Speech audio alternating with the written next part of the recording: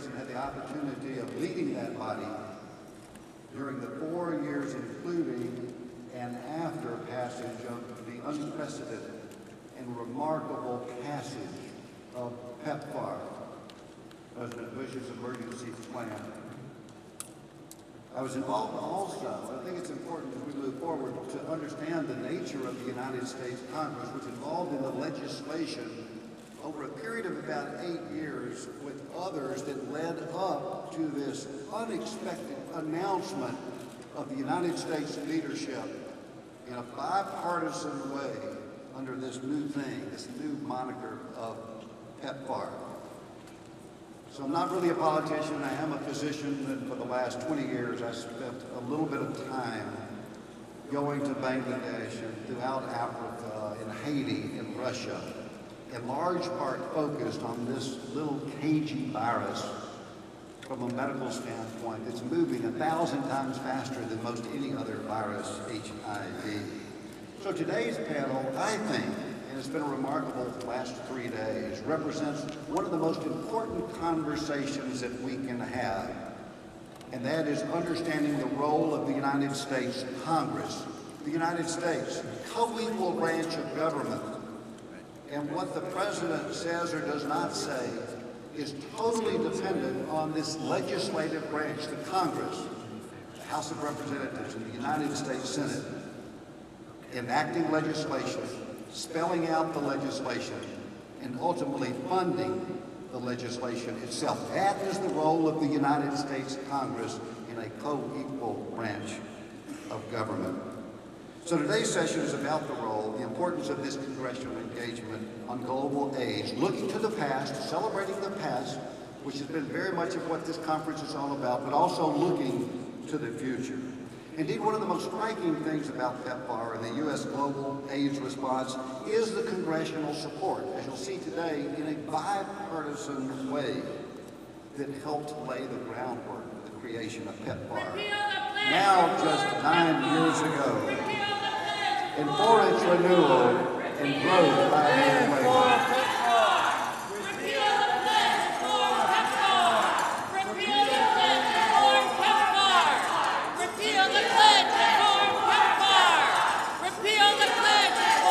We have about 45 minutes, and I will allow this for about 1 minute, and we will try to get back to the conference itself.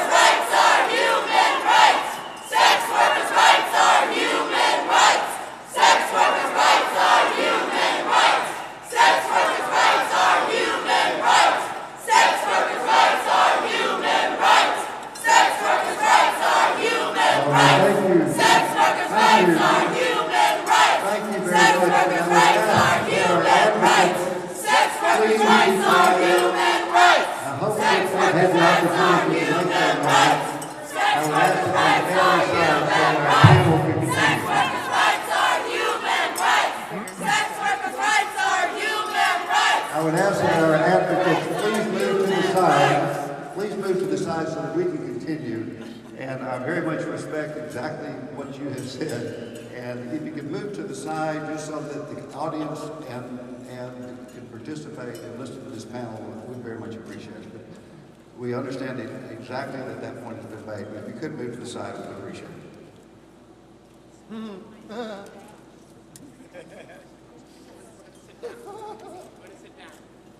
That's fine. If you just sit down, that'd be good. That'd be fine.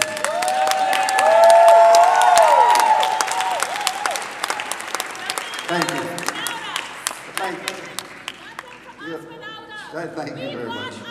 You know, although we now celebrating 2003 United States commitment is typically regarded as the starting point of the global fight for the United States Congress.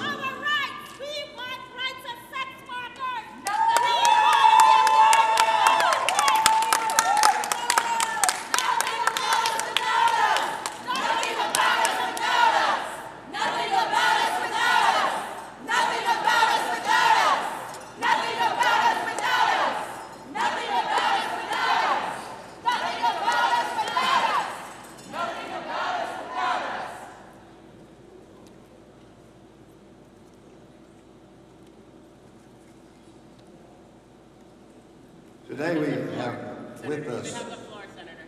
Thank you. I'm used to this being majority leader. I'm used to it. Thank you. What we have with us today is a bipartisan group. We have two veterans, or people who I consider veterans, who were present at the time that PEPFAR was initially passed and the reauthorization, and then two new members to reflect on the past, but I think more important to say, where do we go? What information do we have that we can act on, and how can we act in an innovative way? Today we have with us Senator Chris Coons of Delaware, Senator Mike Enzi of Wyoming, Congresswoman Barbara Lee of California, and Senator Marco Rubio of Florida. In the interest of time, I will forego with their formal introduction so we can really jump right in with what will be a fantastic conversation. I'll start with our veterans, Congressman Lee and Senator Enzi. And let me start with Congresswoman Lee. You have made HIV a key priority as we've known each other for the last 12, 13 years, as soon as you came in 1998 and 1999. And in fact, in January of 2001, you wrote a wonderful letter that I have here, and again, I won't read, but I'd love for you to comment on it to President George W. Bush just a few days, I think it's 2 or 3 days after he took office, about the importance of addressing this issue of AIDS in Africa. Talk a little bit about that letter, and also comment, reflect a little bit on where we've been and where we will be going. It'll come down. Shoot.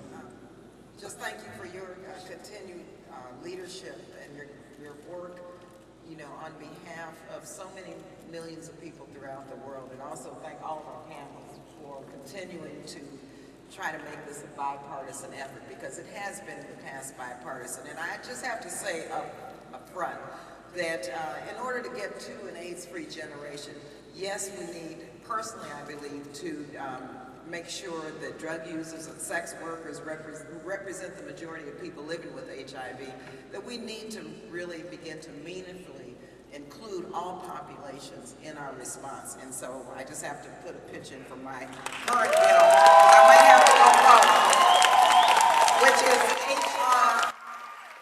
HR 6138, which would do everything, repeal the anti-prostitution pledge and all of that. And I just say that starting out because unfortunately I may have to run out for votes, but I think where do we go from here? We have to take the next steps. Early on, when I was elected in Congress, and thank you, Senator Frist, for giving us the opportunity to be here today, I knew that we had to take this on in a big way. It was too quiet on Capitol Hill. My predecessor, a great warrior, Congressman Ron Dellums, really helped inspire the concept of the notion of an AIDS Marshall Plan for Africa. During that period, I was on the banking committee with a Republican chair, Chairman Jim Leach. And so we worked together to put legislation that really laid the groundwork for the Global Fund. President Bill Clinton signed that into law, which was the Global AIDS and Tuberculosis Relief Act of 2000. Once again, it was a bipartisan effort. It never would have happened without yourself and Republicans in the House and the Senate. When President Bush was elected, members of the Congressional Black Caucus, and I'll never forget this, we went over and we meet with presidents, every president, Republican or Democrat. So the Congressional Black Caucus, under the leadership of then Congresswoman Eddie Bernice Johnson, who's from Texas, went to the White House and we met with President Bush. And HIV and AIDS was at the top of our agenda. We had a variety of issues, but I was tasked with the responsibility to move forward and talk about why we needed a global response, what was taking place in the world, especially in Africa. And President Bush got it right away, and we began to work together, again, with the development of the legislation, which became known as PEPFAR, which quite frankly has saved millions of lives. During the legislative process, I was on the Foreign Affairs Committee then, and it was Chairman Henry Hyde, Republican from Illinois, and we had our ranking member, Tom Lantos, a Democrat from California. And of course, the great Donald Payne from New Jersey, who was the ranking member of the Africa Subcommittee. And all three, unfortunately, of these tireless, bold leaders have passed away. And it's in their spirit that we have to continue to inspire this bipartisanship and continue to work together so that we can truly achieve an AIDS-free generation. No one said it's going to be easy. It hasn't been easy. And I just want to thank, Congressman from my colleague from Rhode Island, is David still here, Cicilline? I want to just thank David for also in the House really helping us keep this together. And I'll talk later, if I have the moment, about our next steps in terms of the Global HIV/AIDS Caucus. But I just have to say that it's important for all of you to understand that while we're in this very difficult period now of a lot of partisanship in terms of what you hear coming out, the noise on Capitol Hill, we have to keep our eyes on the prize. We have to make sure that we move forward towards an AIDS-free generation and figure out how to work together in a bipartisan way, because it happened in the past with these senators and with my colleagues who are Republicans and Democrats, with the Congressional Black Caucus actually taking charge and leading in this whole effort. And so I just want to thank you again for giving us the chance to be here.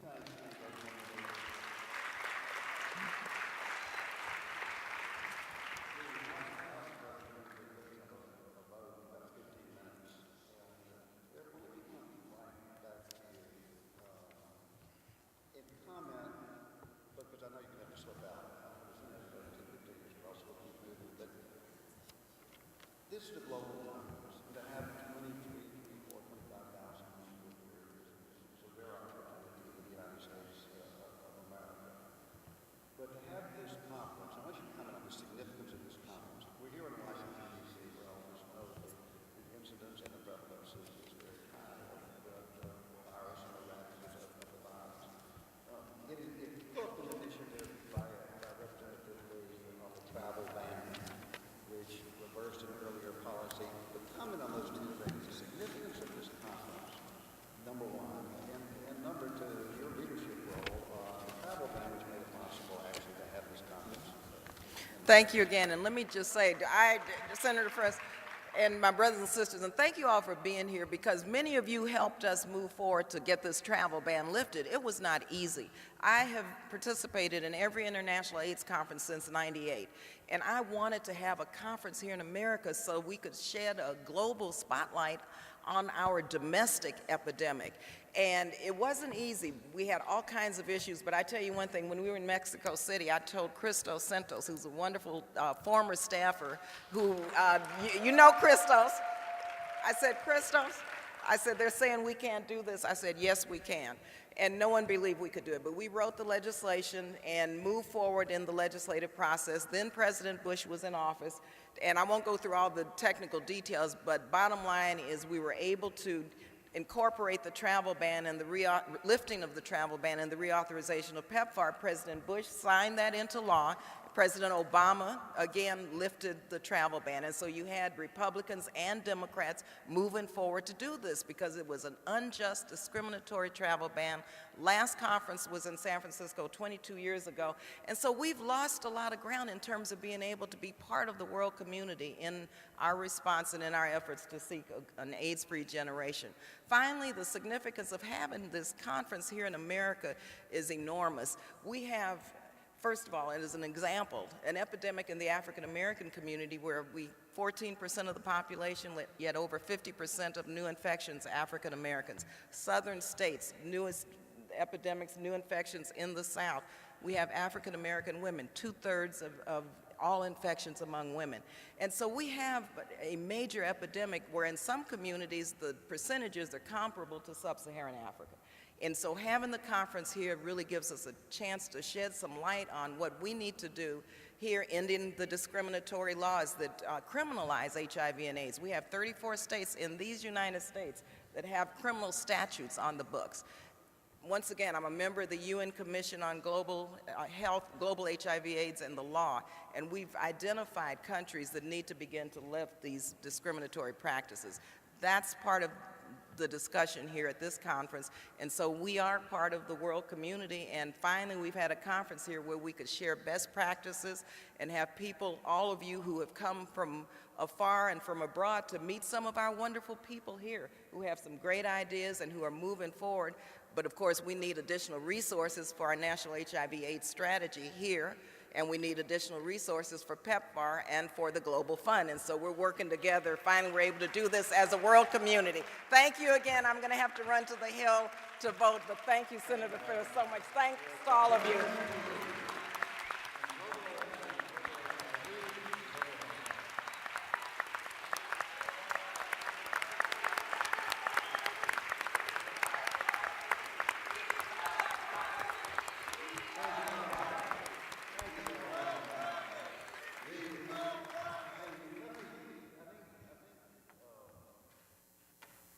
Representative Lee drafted it very well. My earlier comments on what went on before 2003, the announcement itself, the sense of time and place there, the conference that is here today. I want to turn quickly to another one of our veterans, Senator Enzi, as I had the privilege of serving with during my entire time in the United States Senate. And tell us a little bit, Mike, about that sense of time and place. When the President of the United States, in 2003 State of the Union message, gave about 2/3 of the way through that State of the Union message a commitment that is unprecedented in the history of the world in terms of the direct focus with the resources and a commitment to those resources after this little cagey virus of HIV and malaria and tuberculosis. Take us back to that time and the significance of that. I vividly remember the State of the Union speech and the shock that swept through the entire chamber, both Republicans and Democrats, when the President said we were going to put $15 billion into AIDS in other countries, and we were going to challenge the rest of the world to help also. Well, $15 billion is still a lot of money.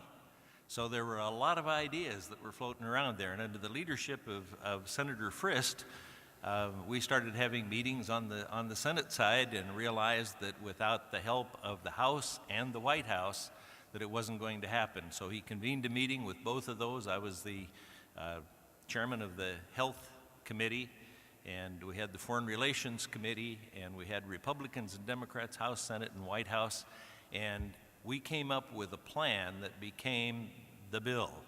And the interesting thing about that is that bill passed both the House and the Senate unanimously, unamended, in less than 2 months. That never happens, but it was realization. It was a realization of the problem and the need, as put across by President Bush, to get started on solving this pandemic, which was also in the United States. But that message continued on until we were asked to reauthorize it again. We reauthorized it. We reauthorized it for more dollars, again in a bipartisan way. But I got to tell you, we didn't have quite the same votes that we had the first time. And that was 5 years later. Yes. Was it 5 years? Yes. And so we still need to be emphasizing this need both internationally and within the United States for the funding and the efforts. Thank you, Mike. And I think as we come back, as we look at the past, it's also very important that we look to the future. And to do that, I'd like to introduce our two new members who have come in since this initial passage and the reauthorization itself. Let's move to those new members, and the first will be Senator Rubio. If you please allow the conference to continue. Please allow the conference to continue. Otherwise, we cannot hear from people like Barbara Lee. I've helped reauthorize the Ryan White bill twice, and we'll do it again. It's time to do it. Thank you. Let me turn to Senator Rubio. Could you just wait?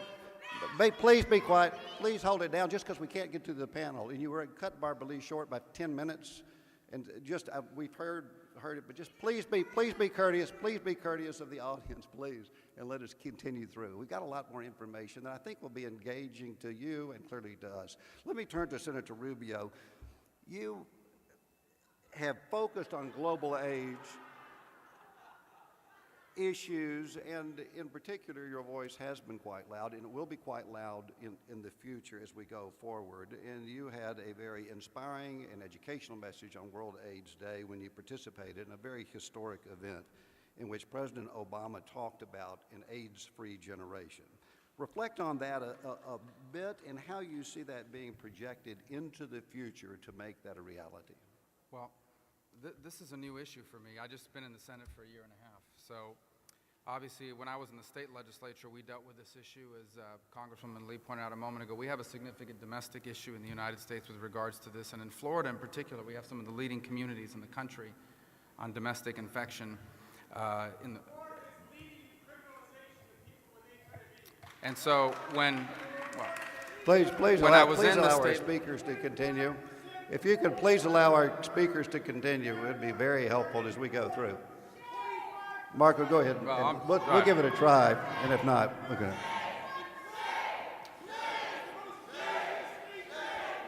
I'm not. So anyway, well, we came here today to talk about this program that I think that there's been significant, in a country that's significantly divided politically, there's actually this bipartisan agreement on an issue of major importance in the world. And I approached it from 2 points of view. The first is, generationally, when I was growing up, the notion that there would be an effective treatment for AIDS that would keep people alive, much less the prospect of a generation that wouldn't know what it was because it would be eradicated, was unimaginable. This was just 2 decades ago. And so I think that prospect alone is one that interested me. And then the other is just the staggering human element of it.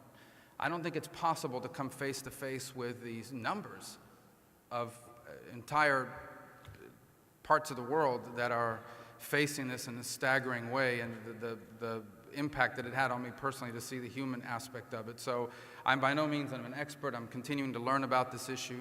But I would say that what I am committed to doing is ensuring that this remains an issue that we remain focused on in a bipartisan way, and not allow this issue to become politicized.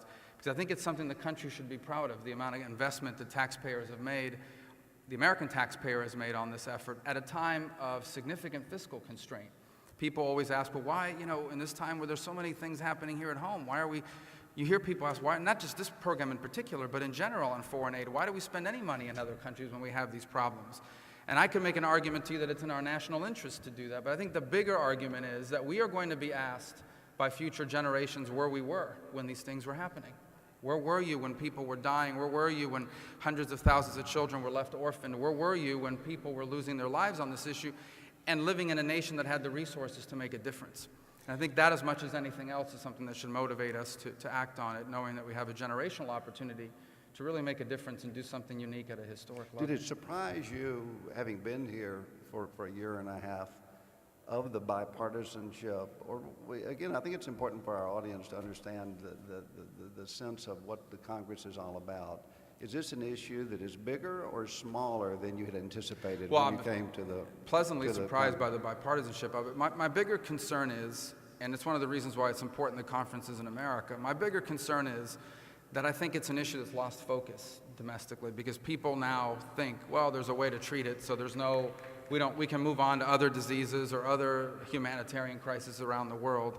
And the reality of it is that this issue continues to evolve in ways that we need to be cognizant of. I think there needs to continue to be innovation in the medications that are available. They need to become more affordable. They need to become more effective. There's a risk that these medications will lose their effectiveness over time. I think there's a worry about that. I think there's always the concern that from a funding perspective, it loses priority, that other issues take its place. And I think we have a job to do here. I think we have a very clear goal in mind of what we can accomplish by certain dates. And I think we need to push hard to finish the job and encourage other countries to join us in that endeavor as well. Thank you. This transition of where we are today, yesterday I introduced Dr. Nellie Mugo at the plenary session, and the slides were coming up and we had the room packed, but when she said, we've never been in this position before, it hit me. We have a huge responsibility to take what we all celebrate over the last 5 years and move ahead.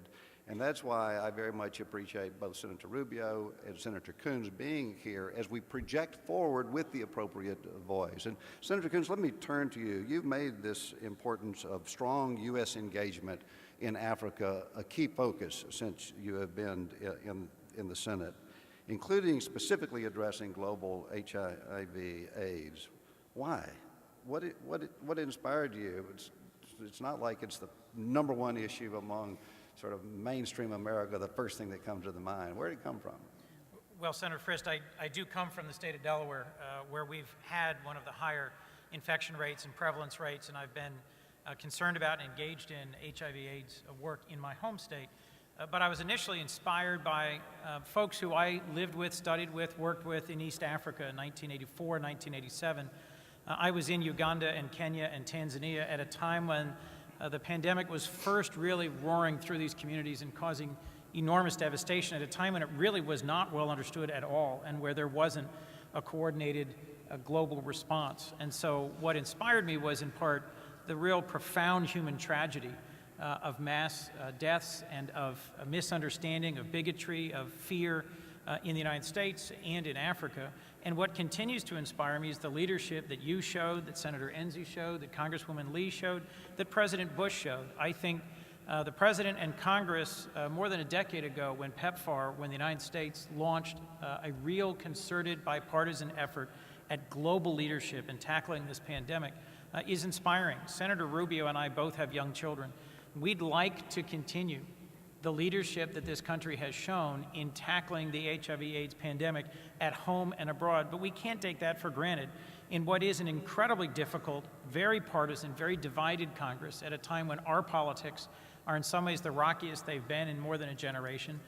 It has been really refreshing to be able to work closely with Republicans. I'm the chair of the African Affairs Subcommittee on Foreign Relations. Johnny Isakson, Republican senator from Georgia, has been a tremendous partner.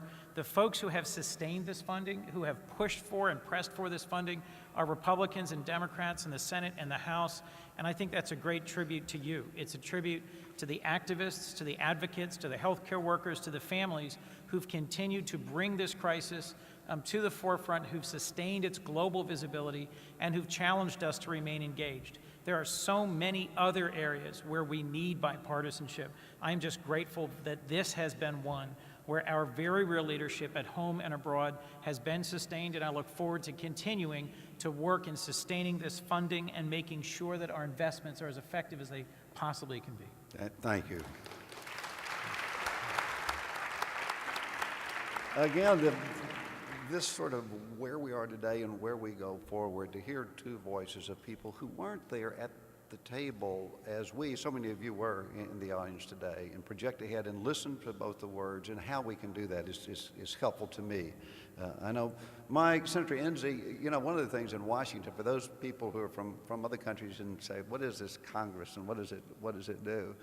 One of the important ways that we learn, and it's an ongoing process, and we've got millions of issues, is to participate directly. And I remember shortly after I became majority leader, one of the first things I did was to take 9 or 8 other United States senators to Africa, many of whom had not been there. You were on that trip, and I'd love for you just to mention that, but more importantly, you've been able to observe the sort of changes that are inherent in the commitments of dollars, yes, but the resources out there that we've all participated in some little way. Reflect a little bit on that for me. Well, I remember well the trip that you took us on. I'd always wanted to go to Africa, but I had pictured more climbing a pyramid and riding a camel. I have never been to Egypt, but I have been to some of the poorest of the poor places in Africa. and it's been a shock to my system. That first trip that we took, we visited an orphanage, 25 kids in the orphanage, 5 receiving antiretrovirals. We asked what happened to the rest of them. They said unless they get antiretrovirals, they will die by the time they're 5. So how would you like to be the person that picks the 5 that get to live? It's more than I could take. We went to hospitals. I found the 3,000-bed hospital. 3 people are being treated, partly because that's all they could afford and partly because they didn't trust the United States. A lot of trust has come out of this, and a lot of lives have been saved. We learned from the Gates Foundation in Botswana that the biggest problem is these people don't have transportation. You know, we're used to everybody having their babies in a hospital and being able to get there, and probably get there in a hurry. But they have to walk over there. And so the Gates Foundation had donated a bunch of Suburbans, and a guy would get up in the morning and drive 200 kilometers and pick people up and drop them off at one end of an AIDS clinic, and later pick them up at the other end and return them home. And the next day he'd get up and he'd do another 200 kilometers to a different area. That hadn't occurred to us. The transmission from mother to child. We had learned that there was a dose the mother could take when she went into labor, and then a liquid dose that could be given to the baby right after birth, and it would stop it in 95% of the cases. Now, one of the things that we've learned since that time, because that created some problems by itself, first of all, often the men thought that this pill that the woman had was a magic pill that would stop their AIDS, and so the pills got stolen. We hadn't thought about how the liquid dose was going to be administered to a baby out in the middle of nowhere. But another problem was that they couldn't breastfeed then because the milk would transmit the disease as well. But what we've learned in the meantime, now that antiretrovirals are more available worldwide, is that if the mother starts taking the antiretrovirals while she's pregnant, chances are pretty good that the baby will not have AIDS. And she can nurse the baby, and the baby will continue to get not only nutrition, but also the medication. Tremendous difference, and we also learned that circumcision and ending cervical cancer, and that a lot of times tuberculosis and malaria play into it. There are just a lot of things that we don't have to think about in the United States, and I wish that everybody in America could have a chance to go to Africa, particularly the young people, to see the conditions that they're living under, but what they have taught us that's been very valuable in this war against AIDS.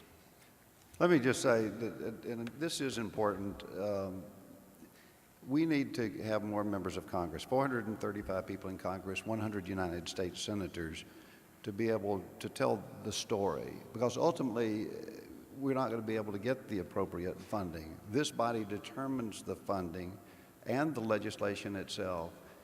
Since Mike went over with me for the first time, he has gone back to the continent 7 times to see the progress, to see the intimate results and outcomes.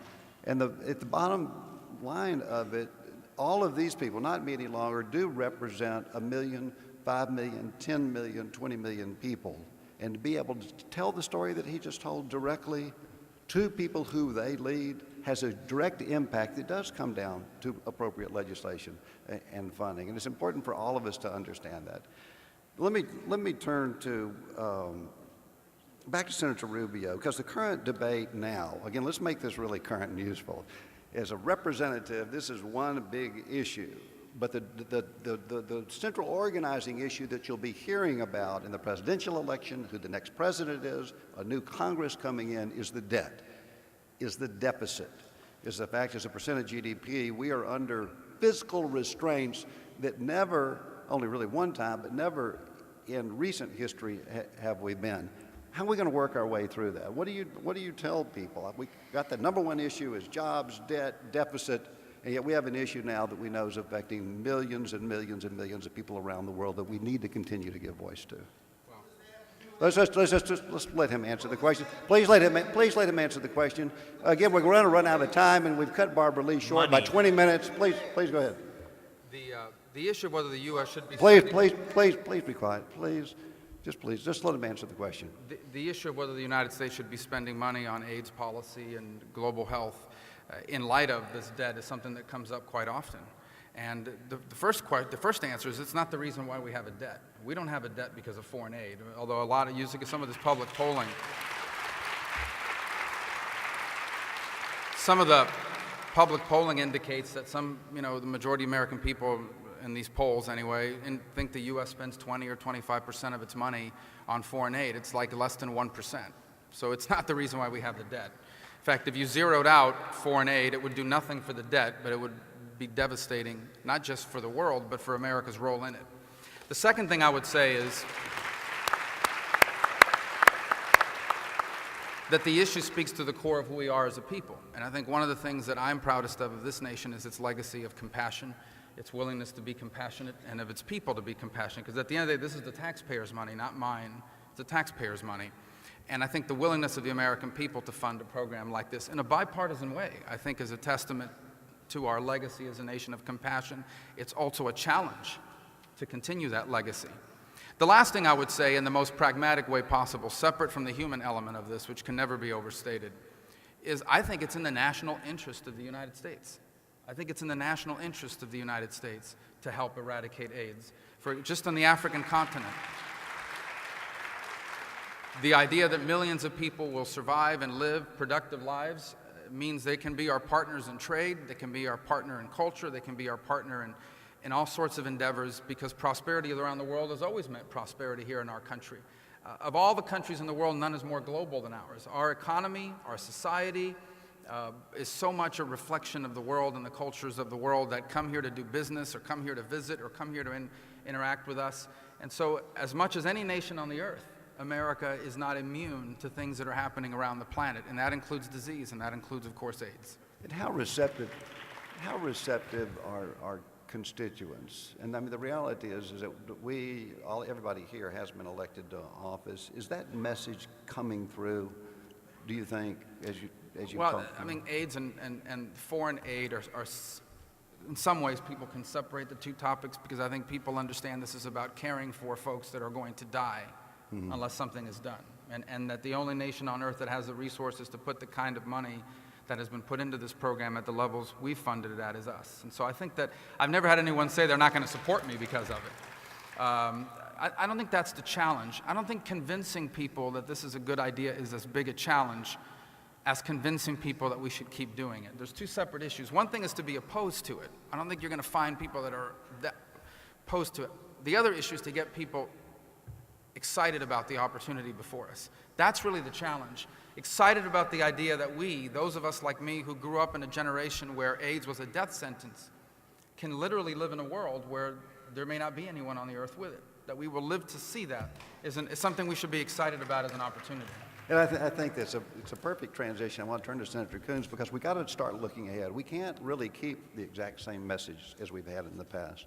And if there's one thing this conference in the United States is doing this weekend, it's the celebration of the past. But how do we articulate and frame and use what we have learned from the very positive past investment as we look ahead? What's it going to take to sustain U.S. global leadership on issues like HIV? It's a challenge, but it's something that we can do. Each of us knows people, friends, family, neighbors who we've lost to this terrible disease. And each of us knows people, family, friends, neighbors, coworkers who are living with this disease. And as we look forward, we do have a significant challenge. In the United States, as in so many other countries, our budget is under real pressure. And we've got two pathways forward.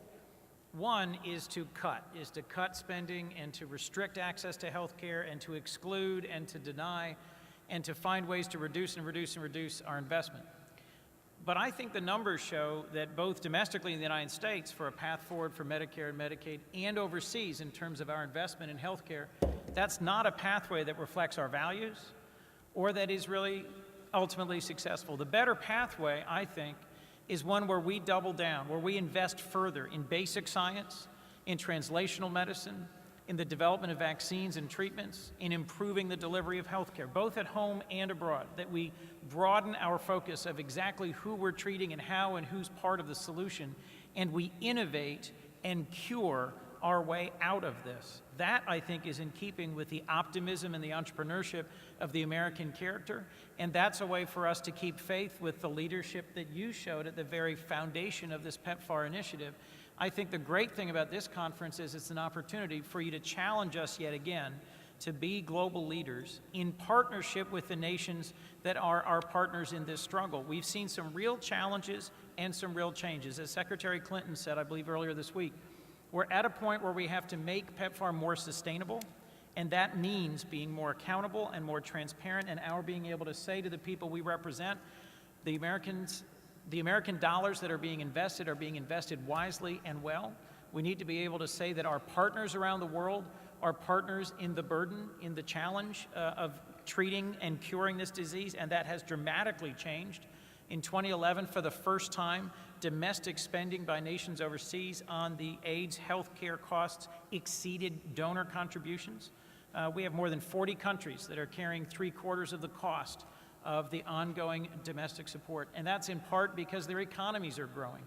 And then last, we have to be strategic, as I suggested, investing in game-changing research, investing in delivering and developing vaccines, and investing in innovations in healthcare delivery will not just beat this disease, will not just cure people of HIV/AIDS, will not just end the AIDS pandemic, but will lay the foundation for tackling a whole family of diseases and problems and challenges that face the whole globe. I think that is the optimistic path forward, and the one that actually in the end is most true to the American character and spirit, and the most likely for us to be able to sustain in a bipartisan way in the Congress. Yeah, thank you very much. That whole concept of capturing the innovation as we go forward. Mike, I represented Tennessee, 6 or 7 million Tennesseans for 12 years, and I'm kind of glad to be out of the business, to be honest. But you represent Wyoming. How do you justify, with the deficit, the debt, the jobs, the political elections are coming up, all of the other very real challenges that we have? What do you say? And then how do you view the future as you make this transition? Because Just hang on a second. Go ahead, Michael. Because you involved me in this, it was not a big problem in Wyoming. There was a problem, but not the kind you have to be involved in every day. But I've been involved in it on a daily basis since I got involved with this and realized what the problem is in the United States as well as overseas. But what happens over there affects us over here. And the people of Wyoming are beginning to recognize that. They're also seeing, for the first time, some appreciation from other countries for what the United States is doing. This is one of the first efforts that's ever actually gotten down to the people. Most of our effort gets stopped at the government level, and the people never know about it. If you ask people from Africa what the United States has done, probably the one thing that they will mention is help with AIDS. And without that help, they'd be in a real fix.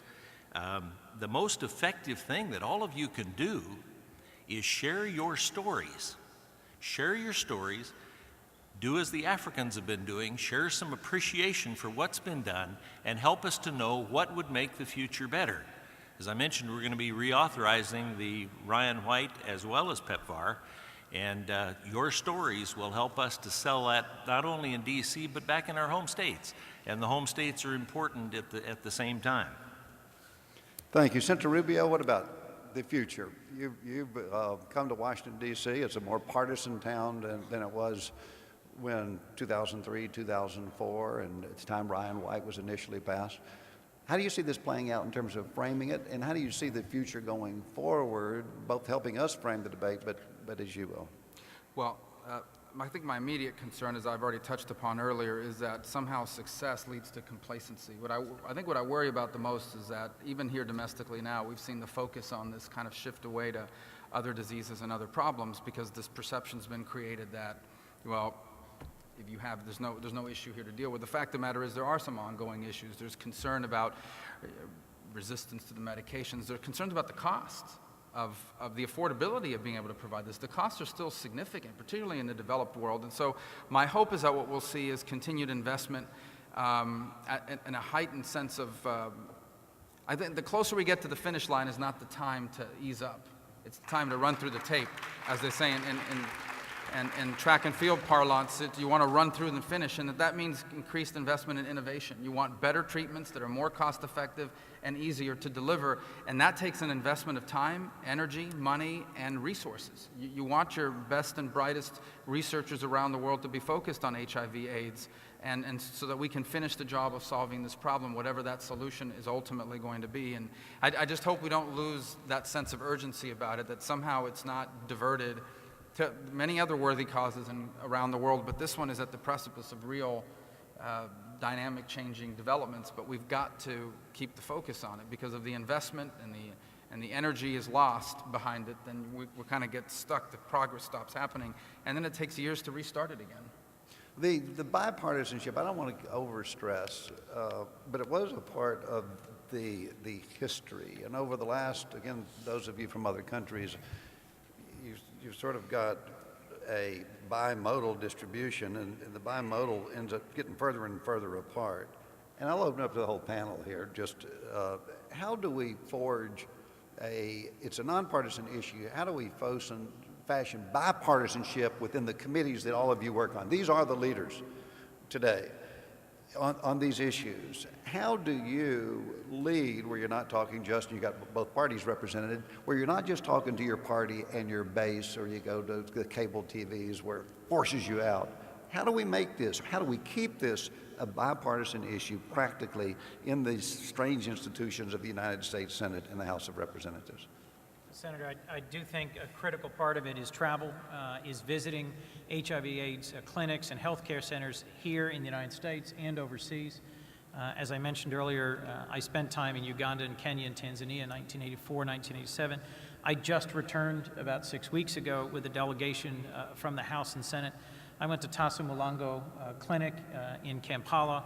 I went to Buguri Clinic in Dar es Salaam, and was really impressed with the caliber of the service that they're delivering, about how CDC and PEPFAR have integrated services, about how they're training local healthcare workers, and how effectively they're delivering care. There's lessons in that, both for how we deliver care here and for how much of a distance there is to go. And I have to be able to stand in front of the people of Delaware and explain the ongoing significant investment we're making to sustain American leadership. There was one story that stuck with me about malaria. I was very encouraged to hear in Tanzania, an island of about 1 million people off of the mainland of Tanzania, that we have nearly completely eradicated malaria through bed nets and through fogging and through a variety of interventions. And the president of Zanzibar said to me, yes, just as we did back in 1967. And I said, excuse me? And he said, the United States came in, and in partnership with some community groups, we eradicated malaria back in 1967. I said, well, but didn't you just say that there was a 60% prevalence rate just 5 years ago? Yes, we weren't able to sustain a malaria-free Zanzibar. And so to the point Senator Rubio just made, sustaining this is going to take this kind of continual travel, exposure, and reinforcement on a bipartisan basis that challenges us to not just develop and invent and deliver treatments and cures, but also to be engaged around the world in ways that make that effective. This is going to be a long, long struggle. It will. It'll be a long fight. And it's one that we're committed to being in for the long haul, but we need you to be committed to being in it with us. I think this whole idea of engagement, U.S. leadership, I want to ask both of you also about the bipartisanship, because I just think it's real as we play out. But if you look at what the United States does in terms of leadership, and I talked to the director of the CDC yesterday, and basically I didn't know this, but our CDC in the United States is responsible for about 50 or 60% of the I better stop.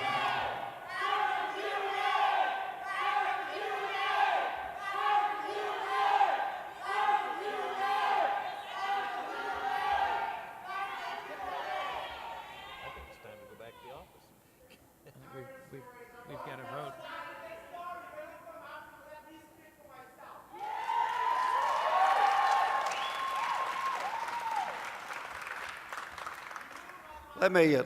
Let me continue with on the bipartisanship. How no, let me wait. Hang on just a second. I'll come to you. Let me have them finish their questions, and then I'll come to you and give you 30 seconds.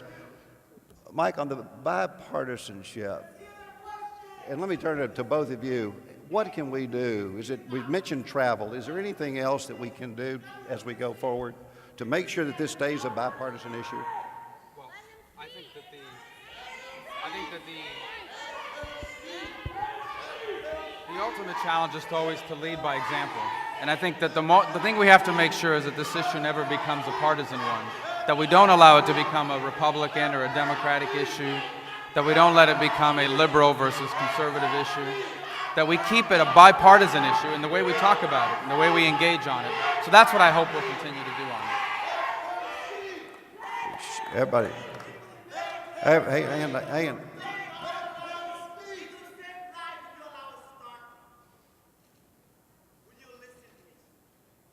How long? Can you take 1 minute? Huh? Okay. Why don't you take 1 minute? Let me go ahead. Why don't you take 1 minute? Hey, sir.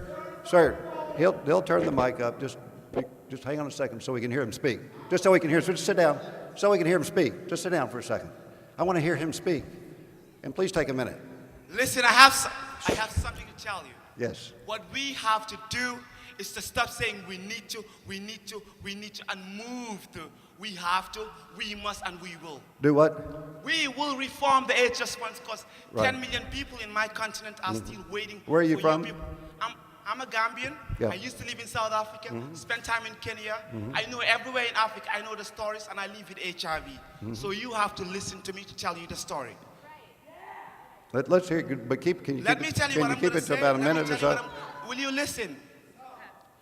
You created a system that continues to kill us. My HIV is angry, and I'm pissed off. Because you are watching people die when you can stop them from dying.